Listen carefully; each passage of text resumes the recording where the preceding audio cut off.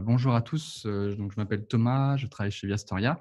Aujourd'hui, j'interviens, sur la thématique de TikTok pour savoir, est-ce que c'est utile pour son entreprise? Quel est l'intérêt de ce nouveau réseau social? Parce que c'est vrai que dès qu'il y a un nouveau réseau social, on se jette tous dessus, à bonnes ou avec des bonnes ou des mauvaises raisons. Là, mon idée, c'est un peu de vous présenter vraiment l'application, son potentiel et comment ça peut vous servir en tant que professionnel. Donc vous avez l'onglet chat, vous avez l'onglet, questions, donc n'hésitez surtout pas à poser vos questions en direct, je j'y répondrai au fur et à mesure. Donc je suis ici, sur l'invitation de la CCI, Alsace et je représente aussi la Clique, c'était Jean-Marc qui a invité la Clique, qui est un collectif de passionnés de digital, je représente aussi ce petit groupe, pour parler de TikTok. Donc notre groupe, c'est vraiment l'objectif, c'est d'évangéliser la communication digitale, ça s'inscrit totalement là-dedans et donc merci encore Jean-Marc et à la CCI pour, cette invitation. Alors pour démarrer, j'ai déjà une question pour vous. Alors je vous présente cette personne. Est-ce que vous savez, qui c'est par hasard? N'hésitez pas pareil dans les commentaires ou dans l'onglet, questions-réponses. Est-ce que vous connaissez cette personne? Est-ce que vous avez déjà vu son visage? Donc Nicolas nous dit pas du tout.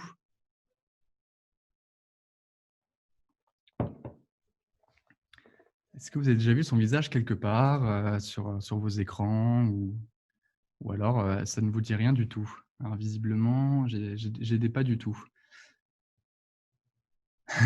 Non, il y a là, je ne compte pas. Alors, OK, donc il y en a qui connaissent, souvent, donc visiblement des alternants, des stagiaires qui sont avec leur maître de stage. Alors c'est plutôt cohérent. Alors en fait, tout simplement, c'est, Léa et lui, qui est une jeune femme de 19 ans, qui a 10 millions d'abonnés, enfin presque 11 millions sur Instagram et qui a plus de 12 millions d'abonnés sur TikTok. Alors pourquoi cette personne est importante? Alors déjà, elle est très médiatisée en ce moment parce que justement, ben, les médias s'y intéressent de plus en plus. Les réseaux sociaux en parlent de plus en plus, mais ça fait déjà, quelques temps, quelques mois qu'elle a vraiment percé, on va dire. Ce qui est intéressant avec elle, c'est que c'est tout simplement la Française la plus suivie sur les réseaux sociaux, toutes plateformes confondues, toute thématique, enfin homme, femme, c'est vraiment la personne, la Française la plus suivie sur les réseaux sociaux. Donc je voulais démarrer par ça parce que ça prouve bien déjà que, TikTok n'est pas encore très connu en France malgré tout, parce que ça reste quand même la number one sur l'application. Et ça montre aussi que voilà, c'est une fille qui est sur TikTok, qui est la Française la plus suivie, toutes plateformes confondues. Ce qui est vraiment, remarquable. C'était juste pour la petite anecdote. Maintenant, je vous propose qu'on démarre par une petite, pause, histoire pour bien comprendre d'où vient l'application, comment est-ce qu'elle en est arrivée là et un peu l'historique, de sa création. Alors pour ceux qui connaissent, Vine, a été créé en 2012. Donc Vine, c'est une application qui permettait de faire des petites vidéos de 6 secondes. C'était un réseau social très créatif. Ça a fait découvrir enfin ça nous a fait, découvrir beaucoup de profils de youtubeurs, d'instagrammeurs d'aujourd'hui qui se sont fait connaître via cette plateforme, à l'époque et donc ça a été créé en 2012. En 2014, vous avez toujours Vine qui est toujours présent et vous avez une nouvelle application qui s'appelle, Musical.ly qui arrive, sur le marché. Donc Musical.ly, c'est une plateforme de, playback, audio. En gros, on met une musique et on peut faire du playback par-dessus en vidéo. C'était l'intérêt de Musical.ly. Donc ça, on est en 2014.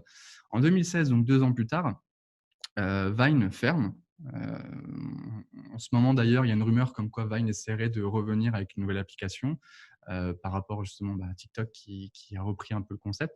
Mais du coup, Vine ferme, Musical.ly est toujours présent et vous avez une nouvelle application qui s'appelle Douyin. Alors je n'ai pas trop l'accent, mais qui est l'application TikTok avec un autre nom, qui a été lancée en Chine et ensuite qui s'est lancée sur l'international.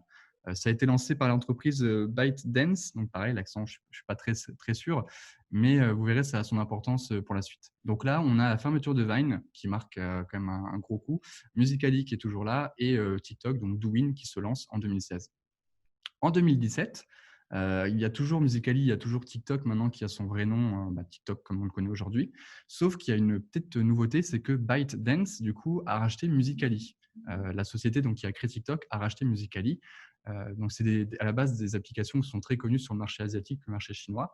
Et ByteDance a vraiment une envie de mondialiser tout ça. Donc, ils rachètent Musical.ly et en 2018, vous l'avez sans doute suivi aussi, vous avez Musical.ly et TikTok qui fusionnent pour à la fin, en 2018 toujours, avoir une seule et unique application.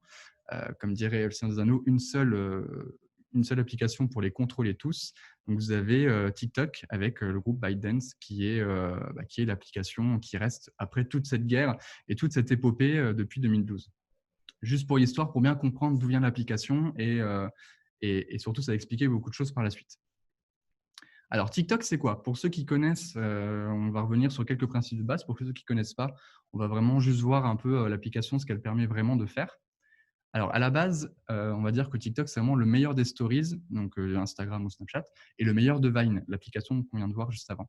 Ils ont vraiment repris tous ces éléments qui sont, du coup, qui sont les grosses plus-values de ces applications pour les mettre en une seule. Et donc, c'est devenu TikTok. C'est un réseau social qui est uniquement vidéo. C'est ce qui fait un peu sa force, uniquement des vidéos en format vertical. Donc Snapchat, on peut faire des photos, on peut faire des vidéos verticales, mais là, TikTok s'est dit, je me concentre que sur ce qui marche en ce moment, c'est-à-dire la vidéo et le format vertical, parce qu'on est sur une application mobile. Et on peut se rendre compte qu'ils ont pour l'instant bien fait. Alors, on peut faire des vidéos courtes de 15 à 60 secondes, donc le max, c'est 60 secondes pour l'instant. On peut faire d'autres choses comme des lives, etc., mais on y reviendra plus tard. On peut aussi utiliser des musiques et des effets de montage. Alors ça, c'est vraiment la grosse plus-value de TikTok. C'est une application où il y a tout dedans, en fait. On peut faire du montage même en étant débutant. On peut utiliser des musiques, ça vient de Musical.ly, en fait. On utilise des musiques pour pouvoir danser, faire des challenges ou juste raconter quelque chose. Il y a vraiment beaucoup d'éléments dans une petite application ultra grand public. Et aujourd'hui, toutes les vidéos qu'on voit tourner, que ce soit même à la télé, sur Twitter ou LinkedIn ou Facebook, c'est des vidéos souvent qui viennent de TikTok, un peu comme à l'époque Vine. C'est-à-dire que là, on peut dire que TikTok est le nouveau fournisseur officiel de même Internet en ce moment. Alors, quelques chiffres avant de continuer. Donc, l'application compte déjà plus de 2 milliards de téléchargements. C'est une des applications qui a le plus de téléchargements au monde avec Facebook, Instagram et WhatsApp, je crois. Sachant que c'est une application très, très jeune, comme on l'a vu juste avant. 11 millions d'utilisateurs en France déjà, c'est déjà colossal, hein. C'est-à-dire que plus d'une personne sur 6 est sur l'application. L'utilisateur type, c'est plus les femmes âgées entre 13 et 24 ans. Ça représente plus de 50% de l'audience TikTok en ce moment.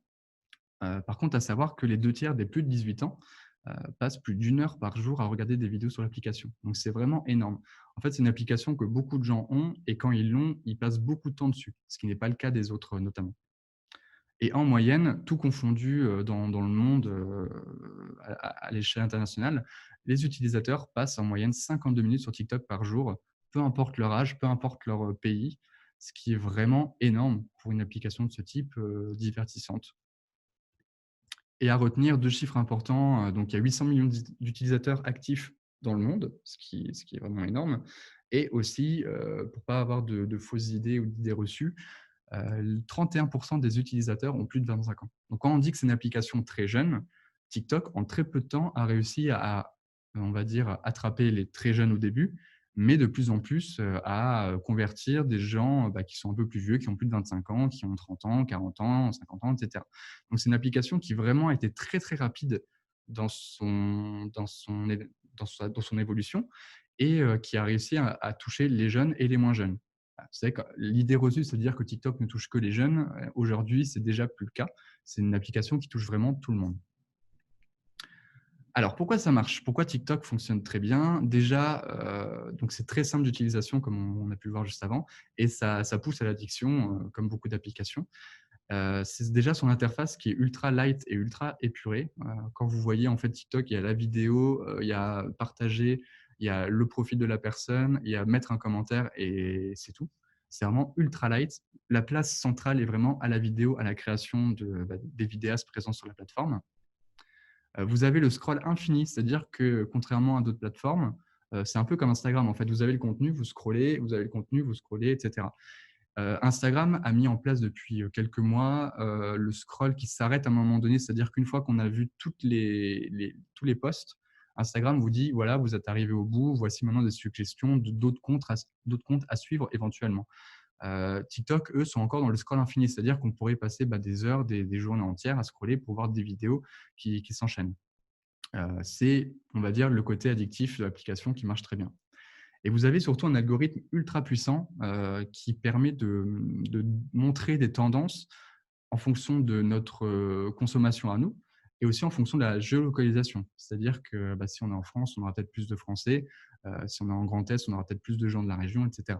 Mais l'algorithme TikTok, pour ceux qui connaissent l'application, est vraiment puissant. Quand vous êtes sur une vidéo qui parle d'une thématique et que vous êtes longtemps dessus, vous avez de fortes chances que les prochaines soient encore sur cette même thématique. Ils arrivent à voir vraiment ce qui vous intéresse le plus et à vous le montrer pour que vous puissiez rester justement sur l'application.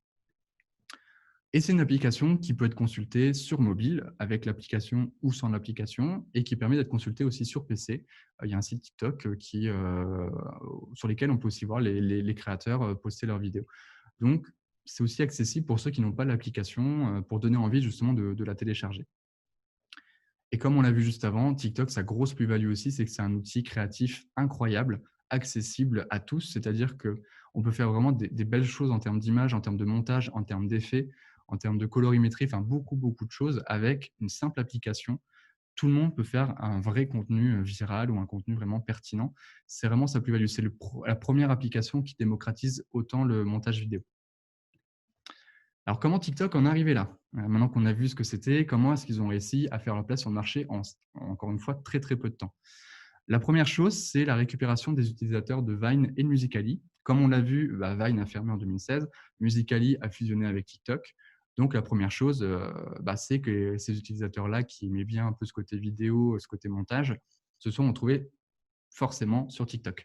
Là, on voit un influenceur qui était très, très connu sur Vine, qui est arrivé sur TikTok suite à la fermeture de Vine, et il a plus de 34 millions d'abonnés, donc il n'y a aucun souci à ce niveau-là.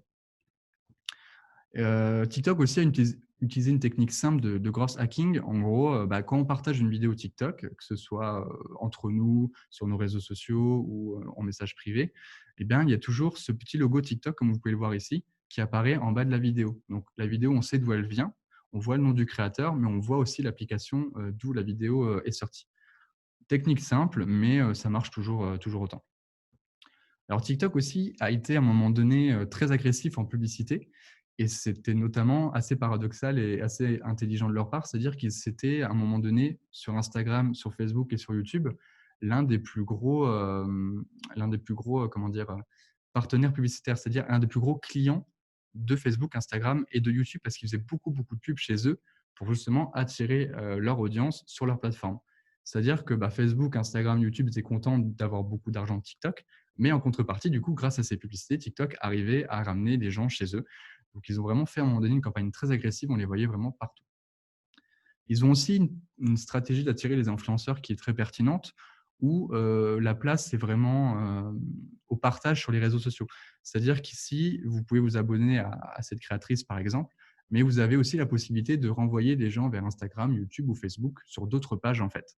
Il y a beaucoup de réseaux qui essayent de garder les gens chez eux et donc de ne pas leur permettre de mettre des liens vers leurs autres réseaux sociaux. TikTok s'est dit, moi, j'ai envie d'être connecté aux autres et donc j'ai aucun scrupule à laisser Instagram ou YouTube ou une autre plateforme sociale ici. Du coup, j'ai juste à cliquer et je vais sur le compte Instagram de la créatrice, par exemple. Donc ça, c'est aussi quelque chose d'intéressant. Et aussi, donc là, les influenceurs forcément sont arrivés sur TikTok. Les gros influenceurs aussi. Alors, on va en reparler juste après, mais le confinement n'y est pas pour rien. Là, par exemple, vous avez le top 10 des youtubeurs les plus suivis en France. Et vous remarquez bien ils sont tous sur TikTok, sauf MrV, qui est le seul qui n'y est pas encore. Et ils ont tous créé leur compte, sauf Cyprien, sauf Thibaut InShape. Voilà, en gros, mais ils ont tous créé leur compte pendant le confinement. Donc, il y a eu aussi cet effet confinement, je teste de nouvelles choses. Mais voilà, TikTok a attiré les plus gros youtubeurs, les plus gros instagrammeurs sur la plateforme sans aucun souci. Et aussi, justement, on vient d'en parler, le confinement qui a vraiment aidé l'application, en tout cas en France, à se développer par rapport à d'autres pays où où les gens sont plus proactifs ou en tout cas testent plus les applications. En France, le confinement a vraiment permis à l'application de s'installer. On peut voir ici sur le graphique donc, de VisitBrain plusieurs étapes par rapport à l'audience TikTok. Donc, il y a eu la campagne de pub, ce qu'on s'est dit juste avant. Il y a eu les petites actualités sur l'interdiction de l'application, sur des amendes, etc. Il y a eu des influenceurs qui sont arrivés, comme les BTS notamment. Il y a eu en France le buzz Bim Bam Boom qui a vraiment fait exploser l'application, etc., etc. Et ensuite, le confinement est arrivé. Alors, pour ceux qui ne connaissent pas Bim Bam Boom, c'est la vidéo, on va dire, qui a fait connaître l'application au plus grand nombre. Alors, j'espère que vous n'avez pas le son, parce que sinon, ça va vous rester en tête.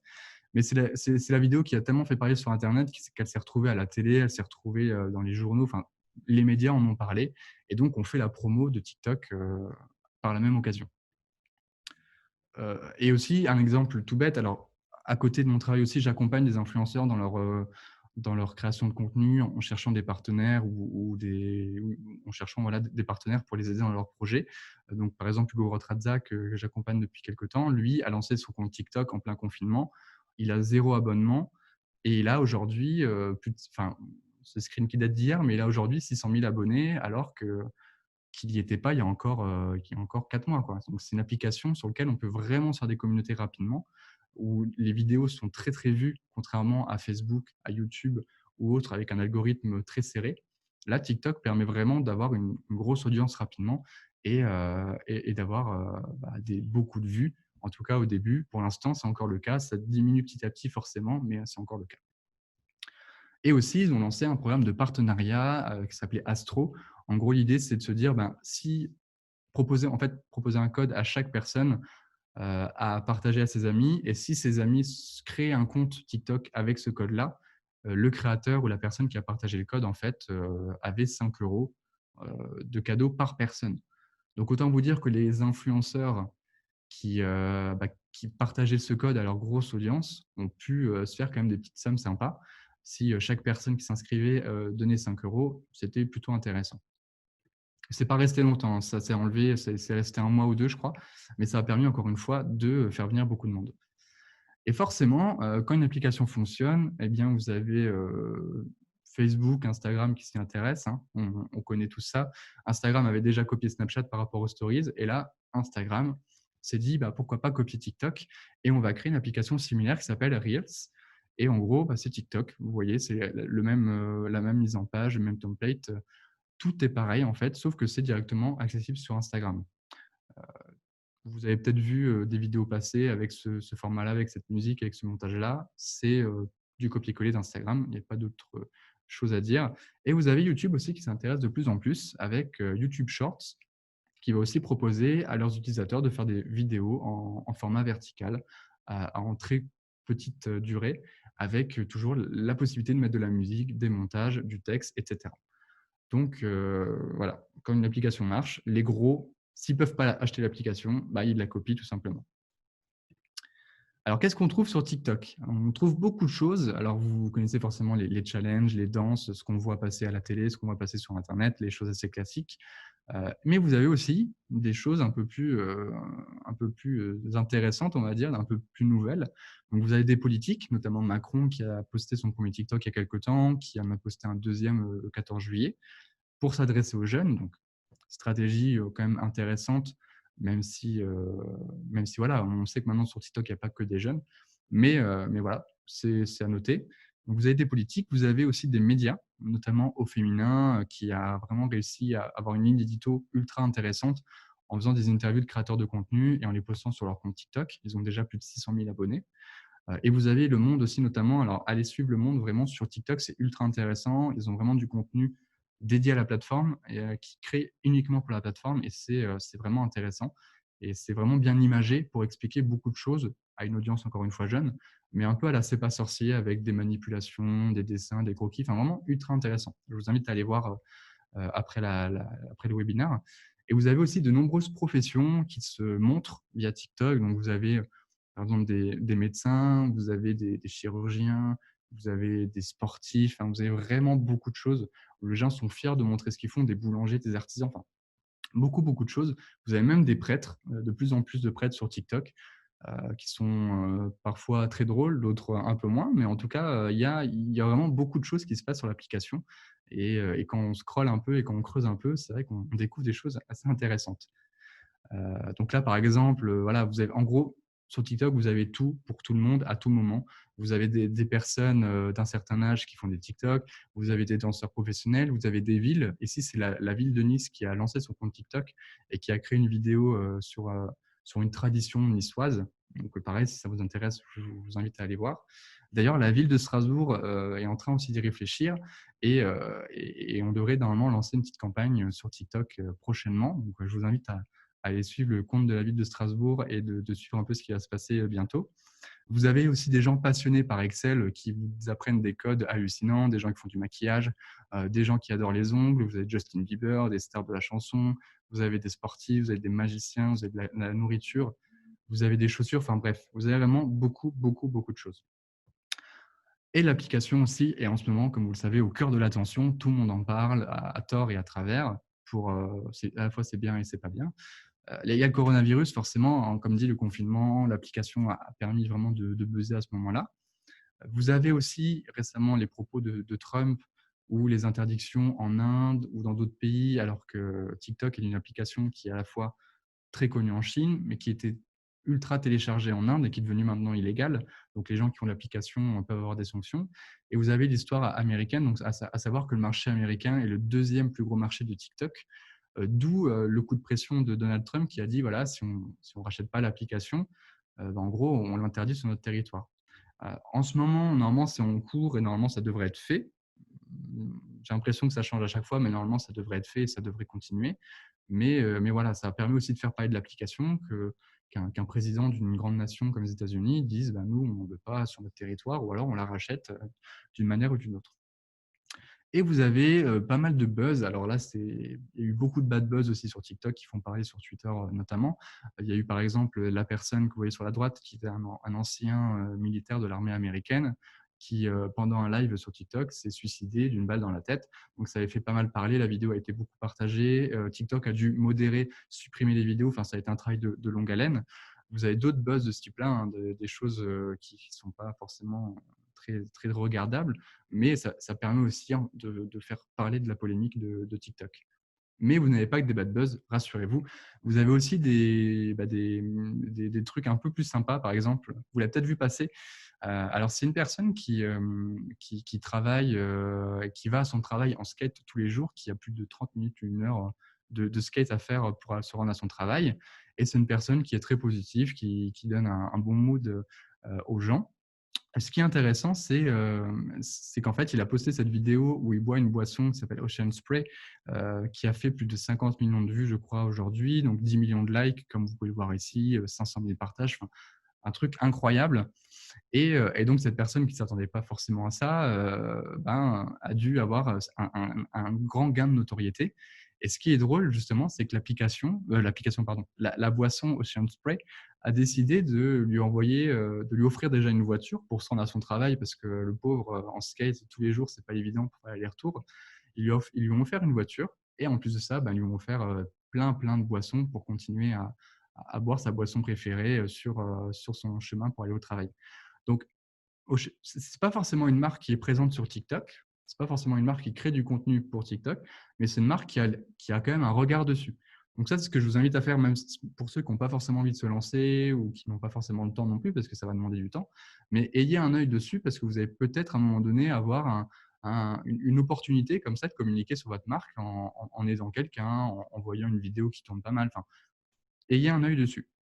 Et donc, du coup, forcément, c'est un challenge qui a été repris par beaucoup, beaucoup, beaucoup de monde. Donc là, vous avez la vidéo originale avec ce monsieur.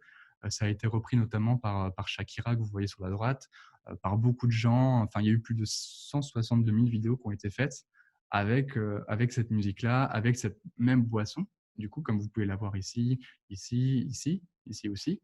Enfin voilà, ça permet vraiment à une marque d'exploser sans avoir rien à faire, mais en réagissant de manière positive. Alors, petite pause musicale, je vous propose de parler un petit peu de musique, vu que c'est quand même un axe hyper important de TikTok. C'est la plus-value, c'est de mettre des petites musiques, de faire du playback dessus, des chorés, des challenges, etc. Alors, pourquoi on parle de musique? En gros, sur TikTok, quand vous recherchez un contenu, vous pourrez chercher avec le nom du créateur, si vous le connaissez déjà, mais vous pouvez aussi rechercher par hashtag, comme sur Twitter notamment. Là, vous avez par exemple le nombre d'hashtags recherchés de créateurs qui ont utilisé le hashtag Octobre Rose. Il y a eu plus de 17 millions de hashtags qui ont été faits à ce moment-là. Donc là, moi, si j'ai envie de me renseigner sur cette actualité, je le tape dans mon application et je vois que des vidéos qui parlent de cette thématique. La deuxième option, c'est la musique. On peut aussi chercher des vidéos par rapport à un extrait musical utilisé. Donc, comme dit, c'est entre 15 secondes et 60 secondes. Mais ça permet, du coup, là, par exemple, à Savage, une musique qui a plus de 30 millions de vidéos qui ont été réalisées avec cette musique-là. Donc, ça permet aussi de faire connaître des artistes, de faire connaître des musiciens. Si on revient juste avant, le groupe Fleetwood Mac était un groupe qui était connu en 2004 avec cette musique-là. Et avec ce regain de popularité, je crois que le groupe avait aussi fait un TikTok dessus, avait reparlé de ça. Et ils ont regagné beaucoup de visibilité grâce à ça, parce que la musique a été virale sur l'application. Il y a d'ailleurs beaucoup de labels de musique qui, quand ils lancent une vidéo, quand ils lancent une musique, proposent un challenge TikTok qui va avec des influenceurs qui vont avec, pour essayer de faire connaître la musique sur l'application, pour qu'elle soit ensuite reprise en streaming, etc. Moi, j'ai ce phénomène-là. Alors, j'écoute pas souvent la radio, mais dès que j'écoute la radio, j'entends beaucoup, beaucoup de musique que j'ai déjà entendue sur TikTok. Alors, je pense qu'il y a il y a un effet de pont entre les deux, mais c'est vrai que c'est un phénomène intéressant. Et vous avez notamment des artistes comme Weshden. Je pense que vous connaissez tous cette jeune femme de 16 ans qui a percé sur TikTok, qui est maintenant ultra connue, qui sort des albums, des disques, qui casse tout au niveau du streaming et qui s'est fait connaître sur l'application avant tout. Donc pour l'industrie musicale, c'est quelque chose qui est vraiment hyper important. Alors TikTok aussi, c'est une application qui s'est professionnalisée hyper rapidement. On va le voir juste ici, mais on va dire que par rapport à YouTube, Facebook, Snapchat, Instagram ou autres, c'est des applications qui ont eu le temps de s'installer et qui ont suivi, on va dire, les tendances et les retours des utilisateurs, les retours des marques, etc. TikTok, eux, ils n'ont pas eu le temps, ils ont pris tout ce qui marchait un peu partout, ils l'ont mis dans leur application et ils ont été ultra rapides à ce niveau-là. Vous avez notamment aux États-Unis des houses, c'est-à-dire des maisons qui accueillent des créateurs de contenu TikTok. À l'époque, il y avait des houses pour Vine. Et là, du coup, ils ont recréé des maisons pour les créateurs de TikTok. L'idée, en gros, c'est de prendre les plus gros TikTokers, les mettre ensemble dans une maison pour qu'ils puissent faire des vidéos entre eux, s'échanger des abonnés, monter leur audience et ensuite faire des collaborations avec des marques.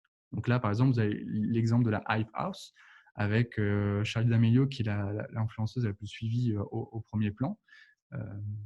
Et donc, c'est des choses qui montrent que TikTok se professionnalise rapidement, parce que ça n'existe pas forcément pour d'autres plateformes, mais eux ont compris qu'il fallait être ensemble pour pouvoir monter ensemble et ensuite avoir des partenariats avec des marques, avoir de plus grosses audiences, etc. Et en France, comme on fait beaucoup ce que font les États-Unis, en mieux ou en mal, ça dépend, vous avez la French House qui a été créée il y a quelques mois à Paris, avec une dizaine de créateurs aussi qui sont dans la même maison. Donc, c'est uniquement 3 jours par semaine, mais ça leur permet déjà de créer du contenu ensemble, de monter ensemble, de se faire connaître et de travailler avec des marques. Alors, pour l'instant, c'est vrai que niveau marque, c'est un peu compliqué parce que les sponsorisations ne sont pas forcément déclarées. Vous savez, sur Instagram ou sur Facebook, il faut toujours mettre sponsorisé ou hashtag ad et des choses comme ça. Sur TikTok, j'ai l'impression que niveau juridique, ce n'est pas encore ça. Donc, les gens se permettent de faire des sponsors sans forcément dire que c'est de la sponsor. Mais en tout cas, voilà, ça vient petit à petit et on le voit avec ce phénomène de house qui est en fait des agences un peu cachées. C'est-à-dire que c'est une agence qui gère ces personnes-là et qui récupère les contrats, qui leur fait faire à plusieurs, une seule personne, en groupe. Voilà. Ça permet aux marques, en gros, de se dire je vais voir cette agence-là, je leur demande de travailler avec tel profil et eux me font une reco avec lui serait bien, elle serait bien aussi, ils peuvent faire des duos ensemble, etc. Pour les créateurs, alors il y a plusieurs moyens de se rémunérer. La première, c'était les lives. En gros, sur TikTok, à la base, il y a encore quelques temps, on ne pouvait pas gagner d'argent dessus. La seule option, c'est de faire un live TikTok et que les gens nous fassent des dons, un peu comme sur Twitch, sur TikTok. Il y a eu pas mal de soucis à ce niveau-là. D'ailleurs, par exemple, il y avait cette personne et d'autres créateurs qui faisaient des lives et qui demandaient en fait à leur communauté de l'argent contre de la publicité en disant allez suivre machin, machin sur TikTok, vous verrez, c'est super, contre tel ou tel don. Donc, sachant que les dons, c'est des envois d'émojis, mais les émojis, il faut les acheter en fait sur l'application. Donc, du coup, les gens abusaient un peu de la confiance qu'ils avaient avec leur jeune audience, qui n'est pas forcément très à même de ce genre de mécanique. Mais ça a fait aussi beaucoup parler, c'est-à-dire des gens qui abusaient, qui gagnaient de l'argent sur le dos de leur jeune audience. Aujourd'hui, vous pouvez maintenant faire des OP sponsors, un peu comme sur YouTube, Instagram, Facebook ou autre, avec le hashtag ad ou avec le hashtag sponsor, enfin en tout cas essayer de montrer que c'est une communication commerciale. Ça se fait de plus en plus et donc les créateurs maintenant là négocient directement avec les marques ou avec leur agent ou avec leur agence pour montrer une marque ou un produit en vidéo. Et vous avez depuis quelques semaines un fonds européen pour les créateurs TikTok. Alors, en gros, c'est un peu comme sur YouTube, c'est-à-dire que plus nos vidéos font de vues, plus les marques donnent de l'argent pour faire des publicités directement avec le TikToker ou alors avec TikTok en publicité traditionnelle. Et du coup, TikTok lance des fonds un peu partout dans chaque pays pour pouvoir rémunérer les influenceurs et les créateurs. Notamment le fonds européen qui a été lancé. Donc en France, pour l'instant, il y a 60 millions d'euros qui ont été mis sur la table pour rémunérer quelques influenceurs et les aider à se développer pour ensuite qu'ils gagnent de l'argent avec le nombre de vues qu'ils font sur leurs vidéos, comme sur YouTube en fait, c'est le même principe. Et ce chiffre va augmenter normalement à 225 millions d'ici 2023 en France. Donc là, l'idée, c'est de permettre aux gens qui font 1 million de vues, 2 millions de vues par mois, d'avoir de l'argent, comme sur YouTube. Exactement le même principe. Donc là, pour l'instant, en France, il y a uniquement ces influenceurs qui sont dans ce fonds européen, donc qui vont démarrer cette nouveauté, c'est-à-dire de travailler directement avec TikTok et de se rémunérer avec ça. Donc, si vous voulez les suivre, n'hésitez surtout pas. Vous pouvez voir un peu comment ça fonctionne.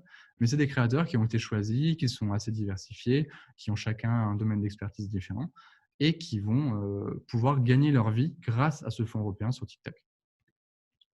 Alors, TikTok et les marques maintenant. On va vraiment dans le sujet qui va vous intéresser pour savoir qu'est-ce que vous pouvez faire vraiment avec TikTok. Plusieurs choses. Déjà, sachez que les marques françaises, ils sont déjà sur TikTok. Là, vous avez par exemple PSG, Samsung, H&M, McDonald's. Vous avez beaucoup de clubs sportifs, que ce soit dans le foot, dans le basket ou dans d'autres sports qui y sont. Beaucoup de marques de vêtements, beaucoup de marques de chaussures, beaucoup de marques technologiques, etc. Donc, les marques françaises, ont déjà leur compte à eux. Et comme on dit à chaque fois, dès qu'il y a un réseau social qui est nouveau, qui arrive, les premières marques qui l'investissent et qui l'investissent bien sont celles qui vont profiter du nombre d'abonnés rapidement assez important. Quand on arrive au début de Facebook, quand on arrivait sur Facebook, tout le monde likait tout et n'importe quoi. On pouvait avoir beaucoup d'abonnés très rapidement. Aujourd'hui, c'est plus du tout la même histoire. Là, TikTok, c'est pareil. Ça fait quelques temps qu'ils ont favorisé le départ, mais les marques qui vont y arriver trop tard vont devoir ramer ou travailler encore plus dur que celles qui sont déjà sur la plateforme. Alors, en tant qu'annonceur, vous pouvez faire 4 publicités sur TikTok. Donc, vous avez TikTok Ad, comme sur Facebook, etc., qui a été mis en place. Donc, ça montre que l'application a vraiment fait les choses dans l'ordre et rapidement pour que les marques puissent communiquer dessus. Vous avez la publicité qu'on appelle Brand Takeover. En gros, c'est une publicité qui s'affiche dès qu'on ouvre l'application. Elle se met en gros sur TikTok. On peut la skipper, comme vous pouvez le voir en haut à droite. Mais en tout cas, c'est la publicité qui s'ouvre directement sur l'application quand on l'ouvre, ce qui permet d'avoir une grande visibilité. Vous avez le Top View. Alors, Top View, c'est un peu différent. C'est exactement pareil, mais en plus cher et en version premium. En gros, la vidéo, la publicité s'affiche directement quand on ouvre l'application. Par contre, elle reste un peu dans le feed. C'est-à-dire qu'on a l'impression, comme vous pouvez le voir ici, on voit que c'est une publicité. On voit le skip ads pour pouvoir s'en aller. Ici, on a l'impression que c'est une vidéo qui est dans son feed. Donc, en fait, c'est un peu plus malin, on va dire, pour bluffer les gens, on va dire, d'une certaine manière. Après, on voit que c'est une publicité, vous avez des call to action, mais ça s'intègre dans le feed, donc on a l'impression que c'est une vidéo qu'on suit dans notre feed. Sachant que voilà, l'application ressemble vraiment à ça. Vous avez les pour toi, en gros, c'est les recommandations que vous fait TikTok en fonction de vos recherches et du coup par rapport à l'algorithme. Et vous avez les abonnements où là, vous pouvez suivre les gens que vous suivez uniquement, voir les vidéos des gens que vous suivez. Un peu comme sur YouTube, vous avez l'onglet recommandations et l'onglet abonnement. Donc déjà, ces deux premiers moyens de faire de la pub. Vous avez les annonces in-feed. Là, en gros, c'est comme ce qu'on a vu en top view, sauf que ça arrive plus tard dans dans le scrollage, on va dire, de vidéos. Donc, c'est une publicité qui apparaît entre deux vidéos. Quand on scrolle, on tombe là-dessus, on peut continuer à scroller et on revient en vidéo. Donc là, c'est juste la seule différence, c'est que ce n'est pas directement à l'ouverture. Donc, il faut que la personne reste un certain temps pour voir cette pub. Et vous avez le hashtag challenge, où là, en gros, on peut sponsoriser un hashtag pour qu'il soit viral, utilisé et un peu en tendance pour que les gens puissent l'exploiter. Et donc ça, c'est des campagnes qui durent à peu près 5 jours, une semaine. Et c'est quelque chose qui marche très bien. Si vous avez un hashtag intéressant, que vous lancez une vidéo avec un influenceur, par exemple, avec une danse ou un truc assez pertinent, les autres auront envie de le faire parce que c'est un hashtag qui va être mis en avant par TikTok. Donc, les créateurs vont vouloir reprendre ce hashtag et ce challenge pour être mis en avant par TikTok aussi. Et donc, c'est un échange de bons procédés en soi. Là, par exemple, ce hashtag-là a eu plus de 19 millions de vues, ce qui est vraiment énorme. Et vous avez aussi le Brandless Lenses. En gros, c'est créer des filtres ou des effets, un peu comme sur Snapchat, où on peut créer son effet, le sponsoriser, et les gens peuvent l'utiliser. Alors là, c'est un effet Vogue. Je ne crois pas que ce soit un effet officiellement acheté par Vogue, mais en gros, c'est le même esprit. C'est-à-dire que vous êtes une marque, vous voulez créer un effet ou un petit emoji, une petite application qui se met sur la vidéo. Vous pouvez le faire, vous pouvez le sponsoriser et les gens peuvent l'utiliser. Du coup, votre marque est vue par l'audience de cette personne quand elle publie cette vidéo avec ça. Donc là, en gros, c'est l'outil effet que vous avez sur TikTok. Donc, c'est vraiment, je vous invite à aller voir, c'est vraiment ultra poussé. Vous avez les effets tendances, vous avez les modes un peu du moment, tout ce qui est amusement. Enfin, c'est vraiment par catégorie en fonction de ce que vous recherchez. Et vous avez vraiment beaucoup, beaucoup d'outils. Hein. C'est vraiment hallucinant. Et pour cela, je vais vous parler d'une campagne qui a été faite il y a quelques temps pour justement pour voir comment est-ce qu'on peut faire une campagne sur TikTok et comment on peut être malin. Donc, on va parler de Pringles, qui a fait une campagne, hop, comme vous pouvez le voir, donc, avec le hashtag Play with Pringles. Donc, en gros, ils ont payé, ils ont sponsorisé le hashtag, c'est ce qu'on a vu juste avant, en gros, la sponsorisation de hashtag, avec ce hashtag Play with Pringles. Déjà, vous pouvez voir que on peut voir la campagne qui a été menée. Il y a eu plus d'1 milliard de vues sur cette campagne, ce qui est vraiment énorme, juste pour un hashtag sponsorisé, hein, rien de plus. Et là, on peut voir un peu ce qui a été fait. Donc là, ce qui est drôle, c'est que Léna Vivas, qui est une influenceuse française, une des plus suivies sur TikTok, a repris le challenge normalement sans être payée par la marque, juste parce qu'elle trouvait ça marrant. Donc ça a permis au challenge et au hashtag d'être encore plus vu. Là, par exemple, alors on n'a pas le nombre de vues, mais c'est assez colossal. Et l'idée en fait de ce hashtag, c'était voilà, de jouer avec la boîte de Pringles. Assez simple. Il y a plusieurs choses qu'on peut faire. Il y a plusieurs choses qui ont été imaginées par les créateurs avec ce hashtag-là. Et ça donne une visibilité à la marque qui est vraiment énorme. Là, comme vous pouvez le voir, il y avait soit on rentre dans une boîte de Pringles et on disparaît, soit on essaie de descendre avec la boîte de Pringles sur le front. Enfin, vraiment, les gens prennent ce hashtag et créent des vidéos avec ce hashtag avec leur créativité et ça donne des résultats pour la marque qui sont ultra impressionnants. Alors, une des plus-values aussi de TikTok, j'en profite pour en parler ici, c'est qu'on peut répondre aux vidéos. C'est-à-dire que là, par exemple, un créateur a fait cette vidéo. Lui, cette personne a repris la vidéo et joue avec, en fait. C'est-à-dire qu'on peut avoir deux vidéos les unes à côté des autres de deux créateurs différents. Ça permet de créer des interactions à distance. C'est assez bien pensé. Donc voilà, là, une marque, on va dire grand public de nourriture, donc quelque chose qui marche vraiment forcément très bien sur TikTok avec la cible, l'audience, tout y est. On crée un hashtag jouer en gros avec votre boîte de Pringles. On laisse les créateurs imaginer ce qu'ils peuvent faire et on laisse suivre le truc. Et du coup, tous ces gens-là qui ont participé ont bénéficié de la visibilité offerte par TikTok car le hashtag était sponsorisé, donc mis en avant. Une campagne simple mais intéressante qui a donné vraiment des résultats incroyables. Donc là, on l'a vu aujourd'hui, la vidéo a plus d'1 milliard le challenge, pardon, le hashtag a plus d'1 milliard de vues, ce qui est vraiment colossal. Il y a eu plus de 184 000 vidéos qui ont été réalisées, donc vraiment quelque chose d'énorme.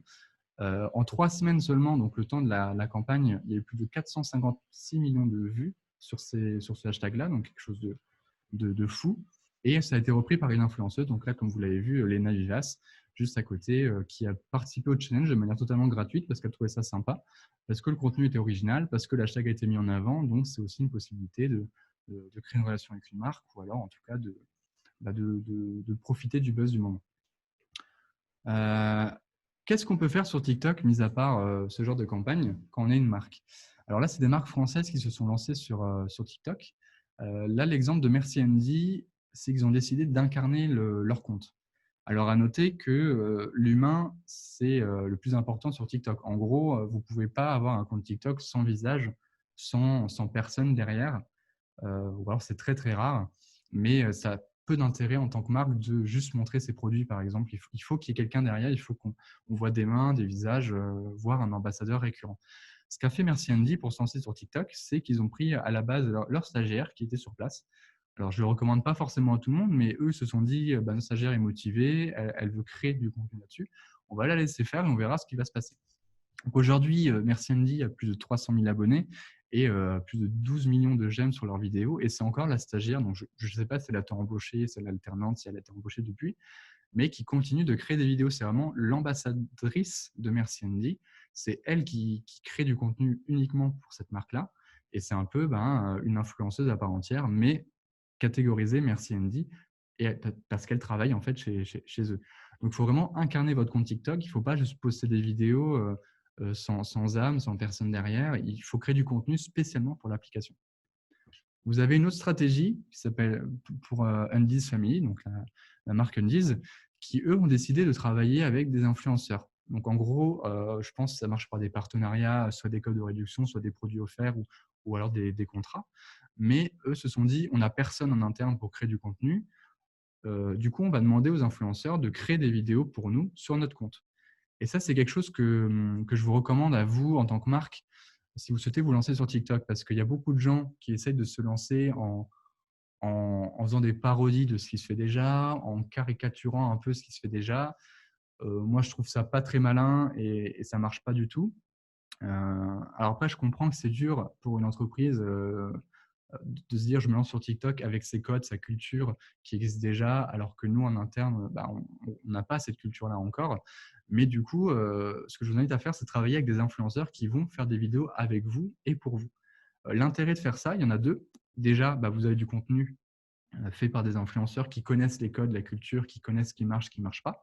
Par exemple, sur Undies, donc les influenceurs, ils travaillent avec beaucoup d'influenceurs.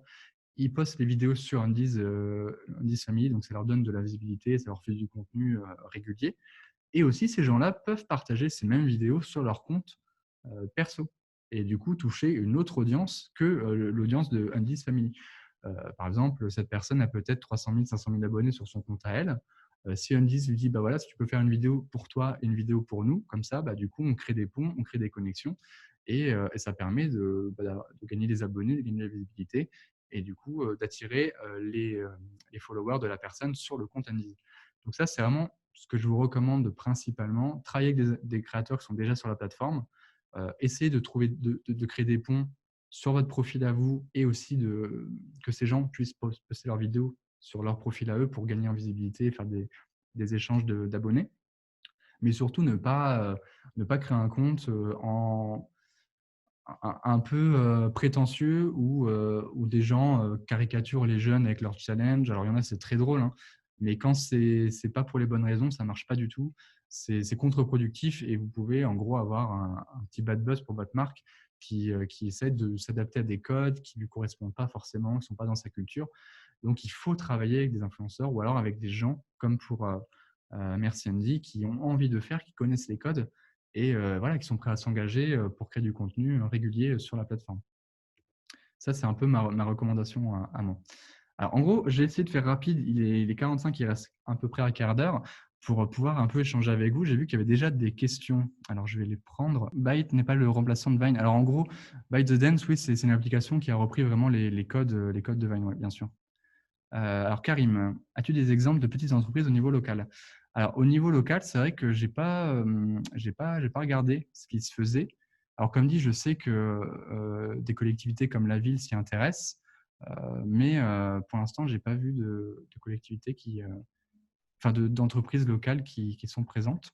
Je sais qu'il y a beaucoup d'influenceurs en local qui sont dessus, donc avec qui, les entreprises peuvent travailler, mais je ne sais pas si d'autres entreprises, le font.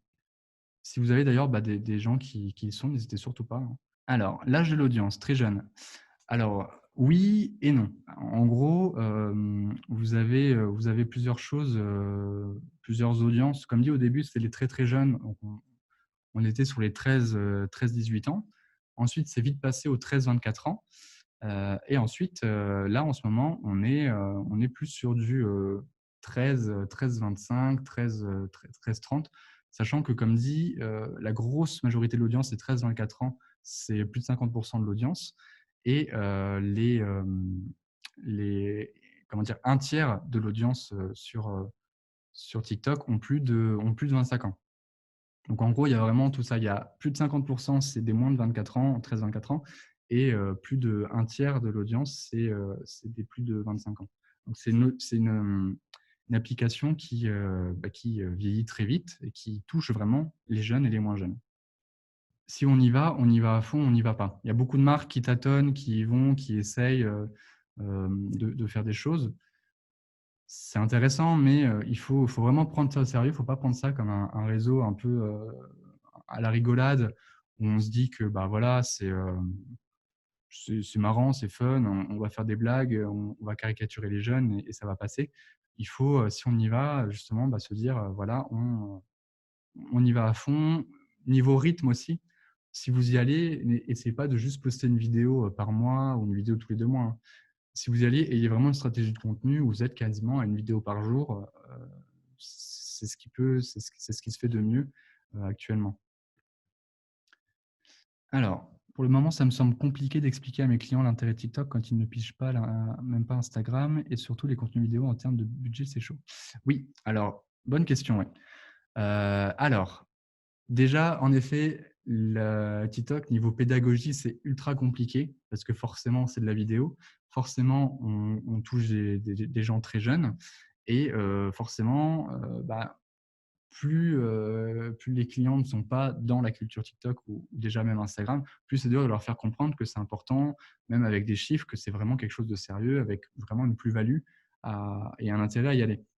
Alors, pour les contenus vidéo, ça, je suis pas forcément d'accord dans le sens où on peut faire des vidéos très simples qui coûtent quasiment rien à produire, vu que c'est vraiment filmé souvent avec le téléphone. Alors, les jeunes professionnels du TikTok ont, comment dire, ont un peu de matériel, filment avec des bons téléphones ou des appareils photo. Enfin, ils essayent de trouver quelque chose pour avoir une meilleure qualité, mais c'est pas des vidéos qui coûtent très très cher. Enfin, c'est souvent du fast cam, du vlog, des choses comme ça. Ça peut être imaginé en petit budget de prod. On fait vraiment un vrai montage, des belles images, une vraie colorimétrie. Mais généralement, c'est les vidéos un peu spontanées qui surfent sur l'actu du moment, etc., qui marchent le mieux. Donc, faire de la pédagogie avec votre client, ça, je comprends que c'est très compliqué. Après, pour les contenus vidéo, en termes de budget, ça peut s'entendre. On peut faire de la grosse prod comme on peut faire de la prod classique. Et c'est pour ça que je vous conseille vivement de travailler avec des influenceurs, des TikTokers qui sont sur la plateforme parce qu'eux connaissent les codes, eux ont déjà une audience et eux ont envie aussi de se professionnaliser en travaillant avec des marques, des collectivités, des choses comme ça. Donc, c'est un entre-deux qui peut être intéressant. Mais là, du coup, il faut réfléchir avec le créateur à quel contenu est-ce qu'on peut faire. Est-ce qu'on fait du contenu pour la marque et du contenu pour le compte de la marque ou sur son compte à lui, pardon, pour créer des ponts. C'est la stratégie à réfléchir. Alors, est-ce qu'il existe un moyen simple de détecter les influenceurs dans le domaine alimentaire, par exemple? Alors, pour ça, il faut, je pense, alors, ça peut fonctionner par hashtag. Vous avez donc les hashtags food, des choses comme ça qui peuvent vous aider à avoir les, euh, les TikTokers qui parlent de nourriture. Pour ça, vous pouvez soit chercher sur l'application, soit sur le site TikTok directement, où vous avez un onglet de découvrir et vous pouvez aussi chercher par hashtag. Alors pour l'instant, c'est un peu compliqué de trouver des gens qui, par exemple, qui travaillent dans une région particulière sans qu'ils mentionnent où est-ce qu'ils habitent. C'est dur de trouver des gens en fonction d'une thématique s'ils ne le mettent pas directement dans leur bio. Mais avec un peu de recherche, bon, ça prend un peu de temps niveau veille, mais avec un peu de recherche, vous pouvez trouver vraiment des gens qui s'intéressent à votre domaine d'activité assez rapidement. Donc oui, par hashtag, notamment, ou par mots-clés. Donc ça, c'est comme dit, soit sur le site avec l'onglet découvrir, soit sur l'application TikTok. Alors justement, je crois que c'est le côté spontané qui est compliqué avec les clients qui ne comprennent pas TikTok. Alors oui, ça c'est sûr. On Par rapport à tout ce qui est vidéo, Facebook, YouTube, et cetera, même nous chez Viastoria, hein, on prône la qualité, on prône la belle image, on prône les belles réalisations. Là, sur TikTok, on peut vraiment faire les deux. Alors, le côté spontané, ce qui est bien, c'est que c'est spontané, c'est plus vu, c'est plus apprécié par la communauté TikTok. Par contre, qui dit spontané dit aussi validation du client rapidement. Il y a beaucoup de marques, notamment, je pense au Crédit Agricole, alors pas sur TikTok, mais sur d'autres plateformes, qui avaient du mal à faire valider une idée. C'est-à-dire que, pour l'exemple, Crédit Agricole avait fait il y a quelques années un concours autour du DAB. Donc le DAB, c'était quand même déjà en 2016. Et ils ont sorti leur campagne, je crois, en 2017. Un an après, on va dire, le buzz du moment du DAB. Et là, ça fait effet contre-productif. Si on n'est pas dans le bon timing, du coup, vous perdez déjà la visibilité et vous avez vraiment l'effet contre-productif où les gens se foutent de vous parce que vous faites un truc un an après tout le monde. Donc, en effet, il faut faire attention à ça, il faut être très réactif. Je pense notamment aux community managers de Netflix qui, eux, je pense, soit ont la confiance de leur direction et peuvent se permettre de réagir rapidement à des actualités, des fois en étant borderline, mais en restant du bon côté, ou alors soit ils ont une relation avec leur président, leur directeur, leur directrice qui est très, très intime et très, très forte, qui leur permet de valider un contenu très rapidement et de le poster pour bénéficier de la visibilité. Donc, en effet, le côté spontané, c'est aussi ça, c'est arriver à surfer sur une tendance, à réagir très vite. On l'a vu avec la marque de jus de fruits, hein, ils ont réagi ultra rapidement en achetant la voiture, en l'envoyant, ça s'est fait très rapidement et de manière assez naturelle. Et maintenant, ça marche parce que du coup, les gens ont repris le hashtag, ont repris la tendance et se filment en buvant la même boisson, ce qui est vraiment tout bénef. Peut-on identifier des influenceurs avec un critère géographique, par exemple les Alsaciens? Alors justement, oui, là, c'est encore une fois, ça dépend de la biographie des gens. Souvent, il faut, pareil par hashtag Strasbourg, Alsace, Colmar. Vous pouvez trouver des gens qui ont fait des vidéos dans ces régions-là. Après, je vous invite à aller vérifier que ce soit bien des gens de la région en regardant leur profil Instagram, voir s'ils ont mentionné qu'ils habitaient bien là, en allant voir leur Facebook, leur YouTube. Enfin, c'est un peu une veille assez chronophage qui prend pas mal de temps quand on veut cibler les bonnes personnes, mais c'est une veille qui est essentielle pour détecter les bons influenceurs avec qui on veut travailler. Alors, plus un constat qu'une question, la monétisation a provoqué l'arrivée de profils célèbres, ce qui est moyennement apprécié par la communauté. Alors oui, comme sur chaque plateforme, vous avez l'argent qui arrive, forcément. Des influenceurs qui n'avaient aucun intérêt à être sur TikTok sont arrivés sur TikTok. Donc oui, en effet, les gens qui sont là depuis le début, notamment les gens qui étaient sur Vine depuis le début, ne le prennent pas forcément bien. Vous voyez le même phénomène avec Facebook, hein. Facebook, aujourd'hui, permet aux gens de mettre des publicités sur des vidéos de plus de 3 minutes. Et là, vous avez tous les youtubeurs qui remettent leurs vidéos YouTube, mais en format 3 minutes sur Facebook, 3 minutes 01, 3 minutes 02, pour pouvoir mettre des publicités et du coup pour pouvoir gagner de l'argent avec du contenu qui a déjà été fait depuis 4-5 ans. C'est aussi une stratégie de monétisation, comme tu le dis, Nicolas, qui est aussi faite sur Facebook, ouais, en effet. Mais en tout cas, l'enjeu des plateformes comme TikTok, c'est vraiment de monétiser rapidement pour que les influenceurs puissent en vivre et du coup puissent rester sur l'application. Si la monétisation aurait pris 6 mois, un an en plus, peut-être que les gens se seraient lassés et auraient dit bon j'arrête TikTok, il n'y a pas d'argent, j'ai envie d'en faire mon métier, c'est pas possible. Donc oui, en effet, TikTok, comme dit, il faut vraiment c'est de la pédagogie, il faut en parler, mais comme partout en France, hein, il y a très peu de marques qui y voient un intérêt. Il y a beaucoup de marques qui se cassent les dents dessus. Il y a peu de marques qui ont de la visibilité, mais celles qui arrivent, c'est tout bénef pour elles, hein, vraiment. C'est un peu un Eldorado. Alors, je ne recommande pas à toutes les marques d'y aller, bien sûr, ça dépend de beaucoup de choses, la ligne éditoriale, la stratégie, mais je pense que chaque marque peut y avoir un petit intérêt, que ce soit juste soit en créant du contenu sur leur plateforme, soit en faisant créer des contenus par les utilisateurs pour faire parler de leur marque, comme une campagne sur YouTube avec des influenceurs, Et aussi, surtout, enfin, ce que je veux faire passer comme message aujourd'hui, c'est vraiment de se dire, bah, allez-y juste pour voir et suivre ce qui s'y fait. Parce que peut-être qu'on parle de vous, je dis n'importe quoi, Carola ou Meteor par exemple. Je ne sais pas, peut-être qu'en tapant le hashtag, je vais tomber sur plein de vidéos de Meteor ou plein de vidéos de Carola, des gens qui en parlent, des gens qui jouent avec la bouteille, je ne sais pas, un peu comme Pringles.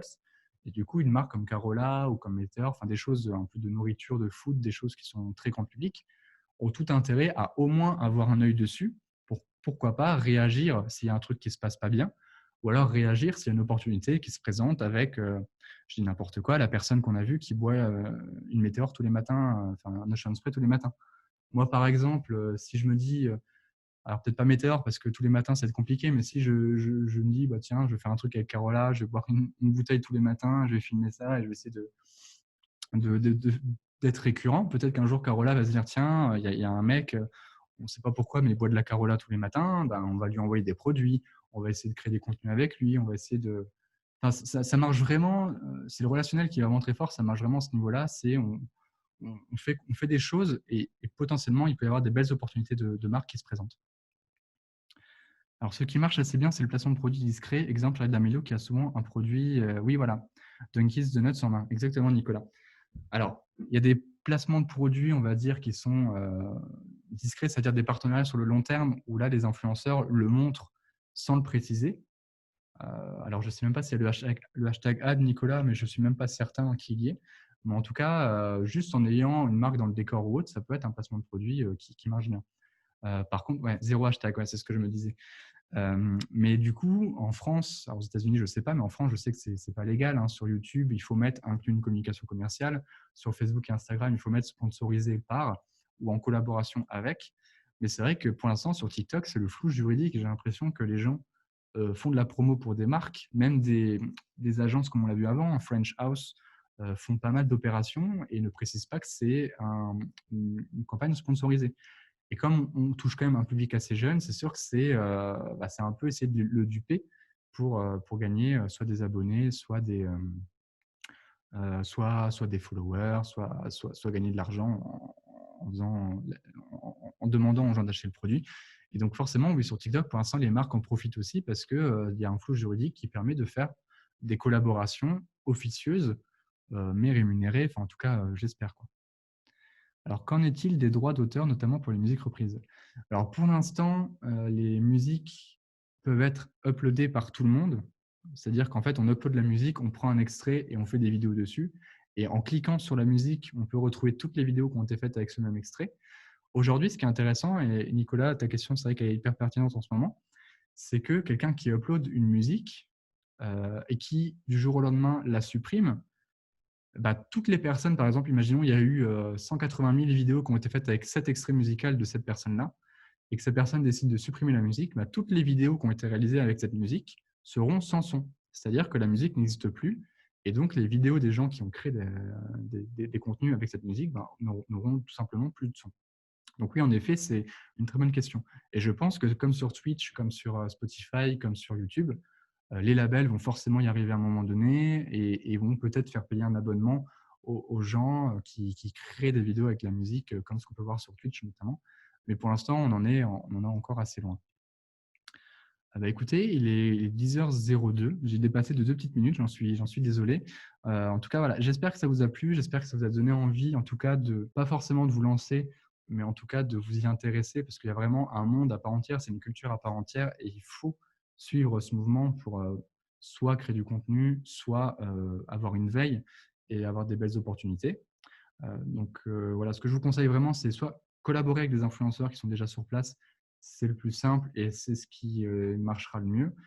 Ou alors, ayez juste un œil sur l'application, sur ce qui se fait. Ayez une veille aussi avec votre hashtag, avec votre nom, par exemple. On ne sait jamais, vous pouvez être cité sans le savoir. Si vous avez d'autres questions par rapport à TikTok, n'hésitez pas, hein, je suis trouvable sur LinkedIn, Twitter ou autre. Vous avez juste à… Ou alors sur mon mail, tmongin@viasolaire.com. On peut continuer l'échange comme ça, aucun souci. Je remercie encore une fois donc Jean-Marc de la CCI pour l'invitation. Je remercie aussi la clique avec qui on essaye d'évangéliser le digital avec des contenus, que ce soit sur notre site, sur nos réseaux sociaux, pour que tout le monde puisse comprendre les enjeux et essayer de s'approprier le digital, hein. En ce moment, c'est plus que vital.